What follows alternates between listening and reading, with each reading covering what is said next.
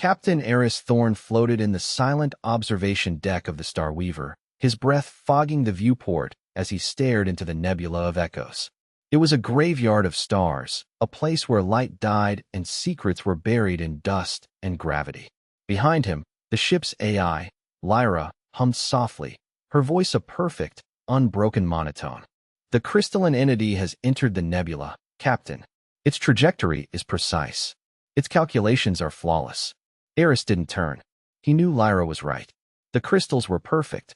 They moved with the cold certainty of mathematics, their thoughts as sharp and unfeeling as their diamond-fleshed bodies.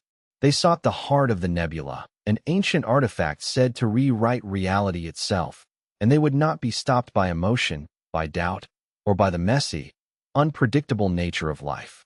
Flawless doesn't mean invincible, Lyra, Eris murmured, tracing a finger along the condensation on the glass. The crystals had already consumed 3 colonies, their victims turned into silent, glittering monuments to their efficiency. They didn't hate. They didn't rage.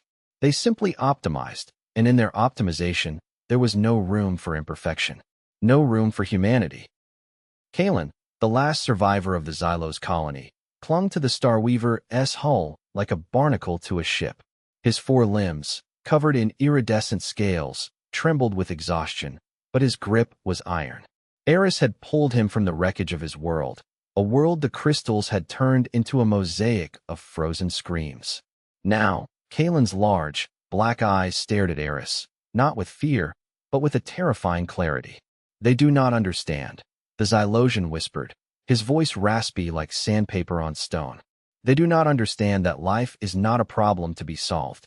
Eris knelt, placing a hand on Kalen's shoulder. The contact was electric, a jolt of shared grief, shared survival. "Then we show them," Eris said. "We show them that chaos has a purpose." Below them, the crystals moved in formation, their collective mind a single, razor-sharp blade cutting through the nebula's chaos. They saw the Starweaver as an anomaly, a flaw in their perfect equation. They did not see the bond between a human and an alien, a connection forged in loss and defiance. Lyra's voice crackled in Eris's ear. "Their weapons are locked. They will fire in 30 seconds. Kalen's grip tightened. "Then we give them something they can't calculate." The nebula of echoes erupted into light. The crystals fired, their beams of pure energy slicing through the void, aimed at the Starweaver's engines. But Eris didn't evade. He steered the ship directly into the heart of the nebula, into the swirling chaos of dying stars and gravitational anomalies. "Lyra, full power to the shields," Eris commanded, his voice steady. "And patch me into their frequency." The crystal's communication was a symphony of cold logic, a torrent of data and equations. Eris didn't try to match it. Instead, he broadcasted something else. The sound of Kalen's homeworld, the Xylosian lullabies his mother had sung, the laughter of children playing in the crystalline forests, the roar of the great beasts that once roamed their plains. It was chaos. It was noise. It was everything the crystals had purged from their existence. For a moment, their collective minds stuttered. They paused, their perfect formation faltering as they tried to process the illogical, the emotional, the human. The heart of the nebula pulsed before them, a swirling vortex of light and shadow. The crystals had reached it first, their diamond bodies forming a perfect ring around the artifact, their minds focused on its control. But Eris and Kalen were already inside, not as invaders, but as guests. The heart did not respond to logic. It responded to connection.